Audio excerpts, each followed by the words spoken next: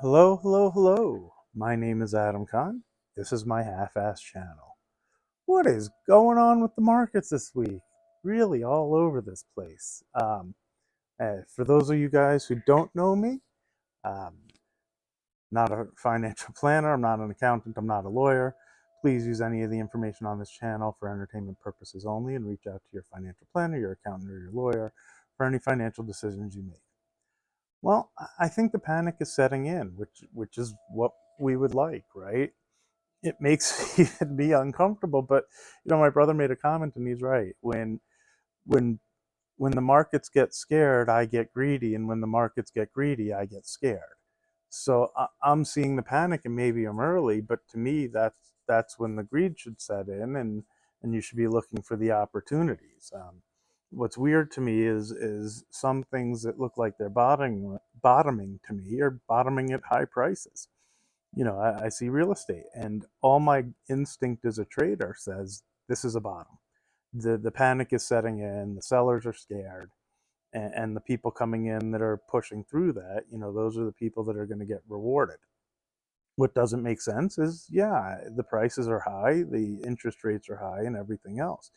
But the thing that kind of does click is if the banking issues are systemic. And if the Fed runs into a position where they can't continue to raise rates and they end up having to reverse and lower, and you actually see mortgage rates go down, I think you're going to see housing prices go through the roof. I see the demand when we're at 6.5 or 7%, and rates are already beginning to go lower. So I have a feeling that'll drive more demand. And if monthly payments go down, you're going to see more buyers come in. And then the buyers are going to be stuck in the position they were 6 months or a year ago, where the inventory disappears and the prices start going up. So it's hard for me to see how the actual cost to own a home doesn't continue to go higher going forward. I think either you're going to see it in higher rates or you're going to see it in lower interest rates and higher prices. There's still a lot of cash buyers out there. The interesting thing about that is that really would push towards the theory of a lower interest rate and higher prices, because the government wants people to be able to afford a home. And if the interest rates have gotten too high where the average person can't buy one because they want to take a loan, but the cash buyers are still coming in and buying the properties, yeah, you'll see the rates come down to where the average person can buy them too. But what that'll do is push the prices higher. The demand is still there, which to the point of what I'm trying to make is doesn't always have to make sense, and it can still look expensive. Um, the inflation seems to be legitimate and holding throughout the entire country and on everything that you buy. I don't really see it going back to where it was in 2019, period. You know, so when we bought the house that we live in now, it was right when COVID started. We were in our home, but we weren't in the position to own the home that we like what we wanted to for our what I would say our all of our bucket list type of stuff. And we've been looking for years and years and years. Well, literally, to share a little, I remember sitting on a sofa in my house scared because COVID had just started, and you didn't know it was coming. You didn't know if work was shut down, how you could pay bills, any of it. Well, I'm still in the business of mortgages and real estate, so I can't help but continue to look at homes. And what went through my head is, geez, these should collapse. We'll finally be able to get our house. And I'm watching them, and they weren't collapsing. So I turned to my wife and I said, look, it's either now or never. We're never going to be able to afford that home, because if they're not going lower now, there's only one direction they're going to go. I mean, the world is ending and the housing is not going lower. So they're just going to go higher. Now, it's easy to say that now in hindsight because it was scary then too. But we plowed forward and really pushed the limits a bit to buy out of what would be my comfort range for the next home, because I really did think if we didn't then we'd never be able to afford it. That being said, I think that we've gone up and it was going to get more expensive. And I don't think it's ever going back there, which is why I rushed in then. At the same time, I feel that way now. Whatever it is you can afford, if the market is not going lower, it only really has one way it will go. Maybe the Fed pushes rates higher and higher so that the prices stay here, but I'm not really sure I see the benefit of that at this point. Uh, it's just going to shake out the people who they should be helping in the homes by giving them better rates and being able to afford it.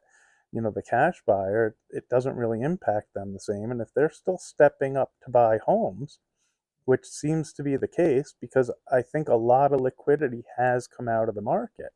If the cash buyers are still coming in, they see that they're valued fairly. Nobody just plops down a half million or $1 million frivolously. So somewhere they see value in it. The stocks too, the things that, on Friday, the one in particular, Starwood, which, it's a REIT and they're in the hotel industry. And all that's going through my head is I'm watching them seem to fall further than the rest of the market is like, what's going on their balance sheet that I'm unaware of? Maybe nothing, and maybe they're just fine and people are scared and it's a great opportunity.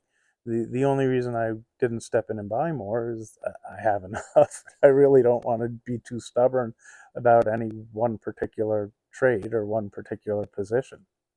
But, I've seen that with a few stocks that seem to have gotten pretty extreme, and either they're just a bargain and they're the baby with the bathwater, or there's something going on with the balance sheets that the smart money's aware of that I'm not yet. I try to take into consideration both sides and be pretty conservative. At least I'd like to think that. I know, like I talk about my Rivian trade, and that's super aggressive trade, but it's a small enough position that I'm not super concerned about it. Maybe I'll do a video on what position I have on still, and as we in a different video. But the Fed right now is in a really tough position, depending on what they see. I think inflation's run its course, at least how I feel. I don't feel like I'm going to go to the supermarket and we're going to see chicken prices continue to go up 10, 15, 20% in a short amount of time. I think that we've slowed the demand for a lot of things, and it would be hard to increase those prices. And to be fair to the wholesalers and everybody in between, my guess is they were selling it too cheap before and there just wasn't any profit in it. Maybe automobiles too, and the dealerships were just trying to sell them at any price to get the service on it or to get them off the lot, and who knows, but I'm guessing there was no ability to profit and things may have been too cheap for a while. Housing, cars, all of it. So while a lot of people are going nuts about how can people afford it, how can this, how can that, well, the simple answer is they have to live their lives, and if the unemployment doesn't become a major problem, which that would be wonderful, they just kind of buy a little bit less, and the correct demand will hit the correct supply.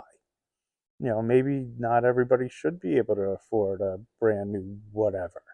I don't mean that coldly, but to be fair, like, we are a capitalist society, and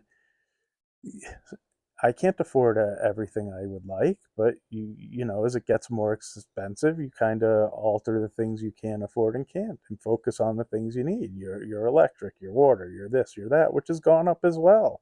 So that puts a bit of a squeeze on everything else. I still think we'll see some small out of some fallout of some small, like, mom and pop type businesses. I think back when I owned a pizza shop for a while, and I owned a couple of restaurants, and I think back about how it looks to the outsider in that business versus the owner, and they get pretty squeezed too. So as employment goes up and the costs of goods and everything else, they have a really tough time competing with the national chains. So I got a feeling there's only so much they can raise their pizza prices before people back off and they really can't get by. Um, anyway, I'm going to hit pause now. I might edit and add some stuff, but I'm getting a few texts I want to reply to. Um, So if you like, subscribe, thumbs up, everything else. I might post this and add a little bit more later. Um, Markets are interesting.